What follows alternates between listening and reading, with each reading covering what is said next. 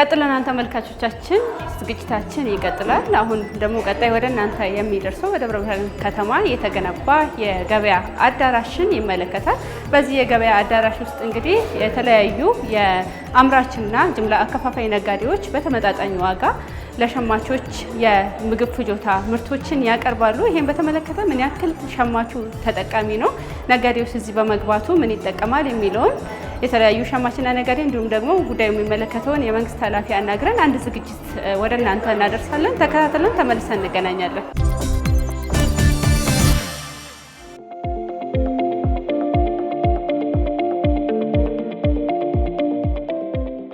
በአየር ንብረት ለውጥ ሳቢያ የሚከሰት የምርት መቀነስ፣ የጨመረ በመጣው የዓለም ሕዝብ ቁጥር ምክንያት የፍላጎትና አቅርቦት አለመመጣጠን፣ በዓለም አቀፍ ደረጃ የሚከሰቱ የሰላም መደፍረሶችና የበዛ የገበያ ሰንሰለት የምግብ ምርቶች ዋጋ መናር ዋነኛ ምክንያቶች ናቸው። ሀገራት ይህንን ዓለም አቀፍ ክስተት ለመቅረፍና ዜጎች በተመጣጣኝ ዋጋ ምግብ መሸመት እንዲችሉ የተለያዩ የገበያ ማረጋጋት ስራዎችን በመስራት ላይ ናቸው። በሀገራችንም በተለይ በከተሞች ፈተና እየሆነ የሚገኘው የፍጆታ ምርቶች ዋጋ መናርን ለመከላከል በርካታ ስራዎች ይሰራሉ።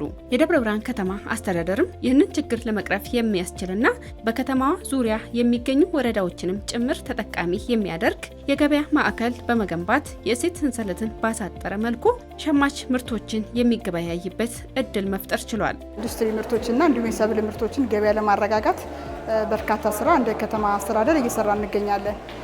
በተለይም ከተማችን ላይ ከ24 በላይ ሸማች ህብረት ስራ ማህበራት አሉን። በእነዛም ገበያ እናረጋጋባቸዋለን። በየቀበሌው በየክፍለ ከተማው የሚገኙ እድር ህብረቶችም አሉን።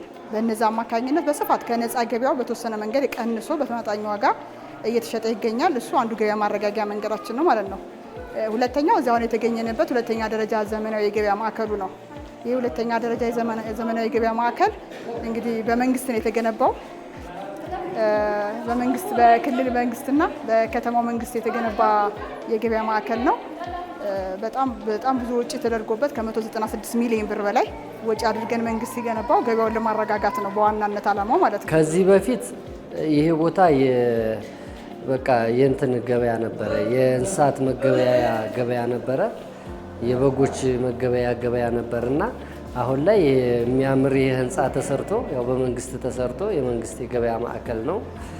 በዛ መሰረት አሁን ላይ የተለያዩ ምርቶች እዚህ ላይ ገብተው በቃ በተለይ አቅም ለሌለው ሰው እውነት ለመናገር በጣም ጥሩ ሁኔታ ነው እና የፈጠረልን ከዚህ እየገዛን እየወሰድን ያው የምንጠቀምበት ሁኔታ ነው ያለው እና ሁሉም ነገሮች የገቡት ጥሩ እቃዎች ይገባሉ። ቅናሽ ናቸው ዋጋቸው። ከሁሉም በላይ ደግሞ የቅናሹን ነውና የምንፈልገው ቅናሽ መሆኑን ነውና የምንፈልገው ከዛ አንፃር እየቀነሰ ስለሆነ ያንን በዚህ እየወሰድን የምንጠቀምበት ሁኔታ ነው ያለው።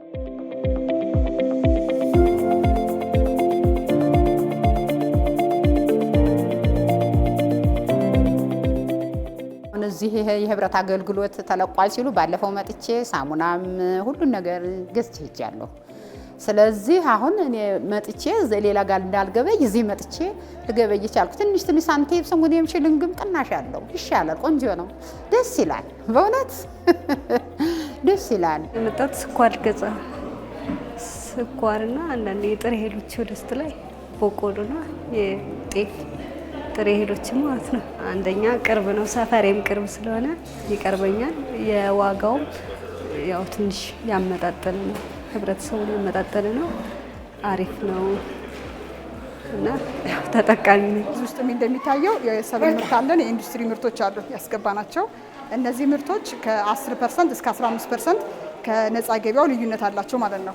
ስለዚህ ከ10% እስከ 15% በኢንዱስትሪ ምርቱም በሰብል ምርቱም ቅናሽ አለው ማለት ነው እና ማህበረሰቡን አንዱን ገበያ የምናረጋጋበት መንገድ አድርገን ስለተጠቀምንበት እዚህ የመጣ ግብይት ይፈጽማል፣ በተመጣጣኝ ዋጋ ያገኛል ማለት ነው። ዘይት ብቻ አይደለም እንደነገርኩሽ የኢንዱስትሪ ምርቶችም አሉ። ፓስታ አለ፣ መኮረኒ አለ፣ ስኳር አለ፣ ቡና አለ። እዛ ታችኛው ደግሞ ሰብል ምርቱ ላይ ደግሞ የሰብል ምርቶች አሉ።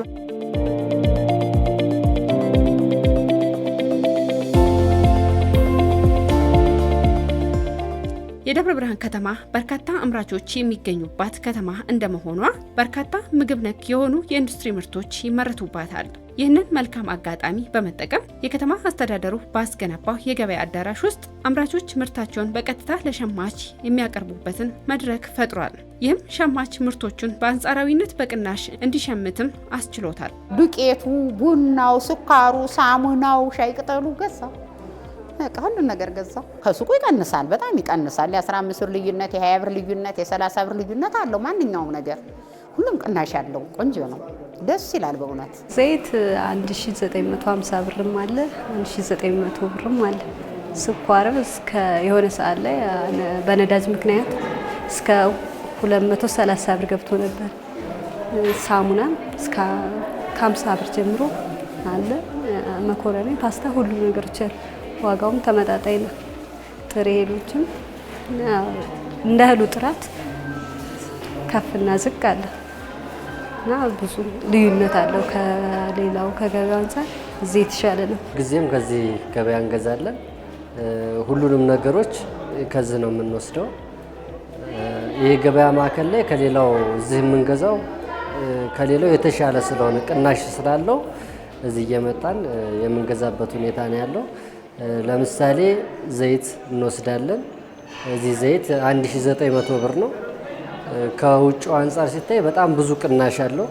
ውጭ እስከ 2300 እንደዛ ስለሆነ ብዙ ቅናሽ ስላለው ያው እዚህ እየመጣን ዘይት የምንወስድበት ሁኔታ ነው ያለው።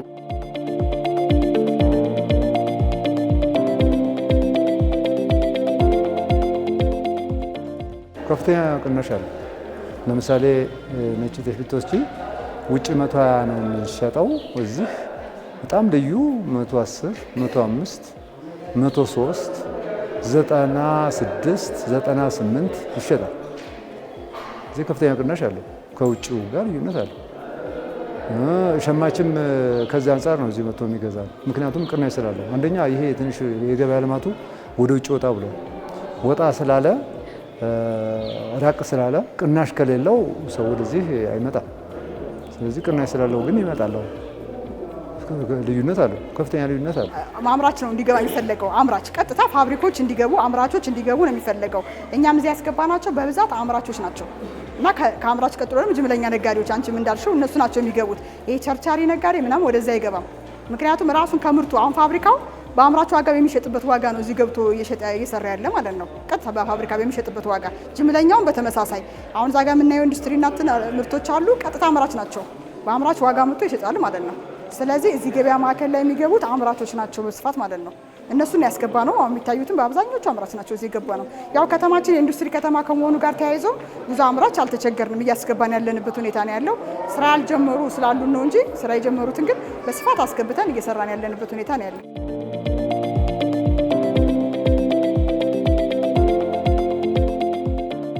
የገበያ ማዕከሉ ከኢንዱስትሪ ምርቶች በተጨማሪ የግብርና ምርቶችን አምራችና ጅምላ አከፋፋዮች ምርታቸውን ለሸማች የሚያቀርቡበት ማዕከል ነው። የከተማ አስተዳደሩ ሸማችን ምክንያታዊ ካልሆነ የዋጋ ጭማሪ ለመጠበቅ ያስችለው ዘንድ በማዕከሉ አገልግሎት ለሚሰጡ አምራችና ጅምላ አከፋፋዮች ዝቅተኛ የሆነ የሱቅ ክራይ ከማቅረብ በተጨማሪ ሌሎች ወጪዎችን በመሸፈን ገበያን የማረጋጋት ስራ በመስራት ላይ ይገኛል። ክራው ዝቅተኛ ስለሆነ ወጪዎችን የጥበቃ ወጪ ብዙ ወጪዎችንም ስለሸፈነ ከተማ አስተዳደሩ እና የከተማ የንግድና ገበያ ልማት ጽሕፈት ቤት ስለሸፈነ ወጪዎችን ብዙ ነገር ሸፈኑ እና ወደፊትም አሁን ያሉ የጋራ ችግሮች አንዳንድ ወጪዎች ካሉ ከተማ አስተዳደሩና የከተማ ልማቱ የንግድና ገበያ ልማቱ ያግዘናል የሚል ነገር ስላለን እምዛም አብዛኛውን ለሕዝቡ በቅናሽ የማቅረቡ ሁኔታ እኔ ከዚህ በበለጠ ተጠናክሮ ይቀጥላል የሚል ነገር አለ። ለምን ፋሲሊቲ የተሟላ ነው፣ ውሃ አለው፣ ቤቱ ደረጃውን የጠበቀ ነው፣ አይጥ የለውም፣ እህሉ አይጎሳቆልም።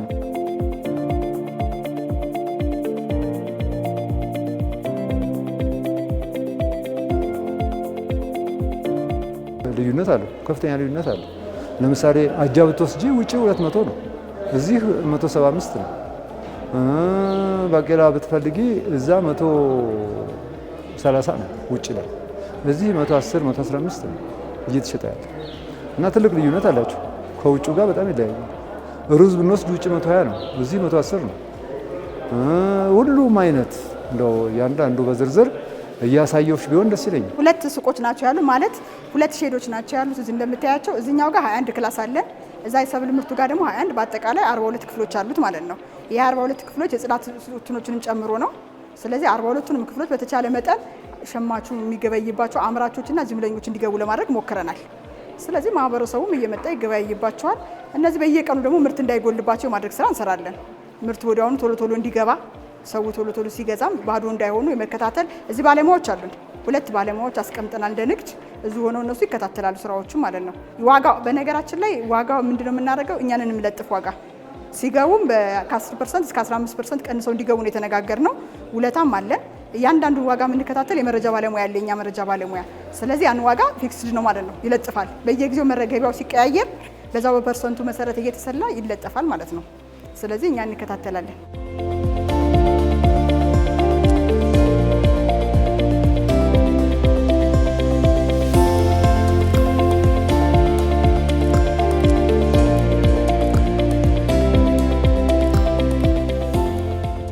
በከተሞች የሚታየውን የዋጋ አለመረጋጋትን ለመቅረፍ መንግስት በተለያየ መልኩ ጣልቃ እየገባ ነው የሚገኘው። የተለያዩ ዘዴዎችንም እየተጠቀመ ነው የሚገኘው። ይህም በተመለከተ ነው እንግዲህ በደብረ ብርሃን ከተማ የተገነባውን የገበያ ማዕከል የተመለከተ ዝግጅት ተከታትለን የተመለስ ነው ማለት ነው።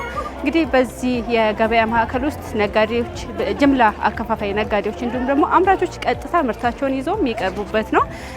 በዚህም ደግሞ የዋጋ ልዩነቶች በተለይ ደግሞ አምራች የሆኑ ነጋዴዎች የዋጋ ልዩነት ባለው ከ10 እስከ 15% ባለው የዋጋ ልዩነት ውስጥ እንዲሸጡ የተደረገበት ነው። ሸማች ከዚህ ተጠቃሚ ነው የሚሆነው ማለት ነው።